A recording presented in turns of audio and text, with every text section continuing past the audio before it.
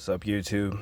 I just wanted to make a quick video here. I got a 1998 Lexus gs300. A lot of you are probably wondering, there's not a lot of videos out there that actually show this stuff, but I'm gonna just give you a quick video here on how to install an aftermarket stereo and bypass the factory amp. Mine, in this case, the factory amp went out. If that goes out, pretty much you're screwed. You'd have to go through Lexus dealership, from what I've been told here, to be able to get that.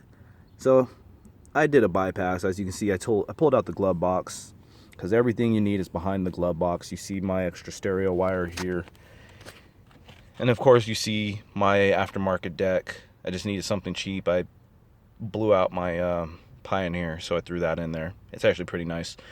But I'm just going to show you a quick overview here. So nothing's bolted up as of yet.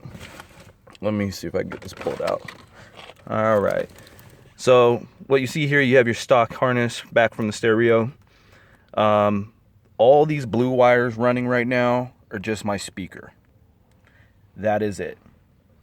The only thing you're going to need, so I bought this kit to be able to fit in here, and it came with these doohickeys right here. There's another one. But these are pointless. You don't need these. You just need this to be able to mount it in place. Okay? So all these blue wires, speaker wire. That's it. And ground, because I have it grounded to a bolt up here. So all you're going to need really is your three main wires. So your ground, of course, that's already grounded out. Your yellow, which is your constant, which is your power. And your red, which is your accessory. So on my harness here, as you can tell, there's the regular plugs. Nothing else is spliced. I only cut the two wires that I needed. I tested it with a multimeter to be able to get my powers and my constant and my switch, pretty much. So your constant stays on even when the car's off. Switch comes on only when the key is turned on, accessory. So for this one here, this is a 98 GS. I believe these are going to be the same going up until like 05 or something like that. So your constant for your power wire, which is yellow, is going to be the blue with the yellow stripe. Okay. Your switch wire, so it comes on for accessory and knows when to turn off the stereo when you turn the key off, is the gray one that's hooked to the red.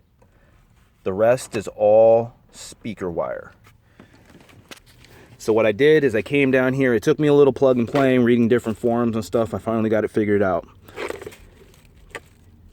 There's 4 plugs down there for the amp. You don't need the black one or the orange one.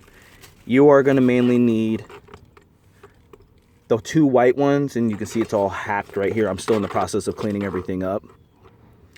But these you don't need to worry about anymore. You leave what's plugged in. The only thing you need to do is find the speaker wires, and there's a diagram listed on YouTube that tell you which 2 wires on this harness, or on Google, I'm sorry, which 2 wires on this harness are your fronts, your rears, left, right, positive, negatives. So as you can tell, all mine are set up properly now. And I have power. I still have it all open because I'm getting ready to run my amp, and I'm taking the factory sub and linking it to my aftermarket amp so I can control it. But you can see it's on. We have sound.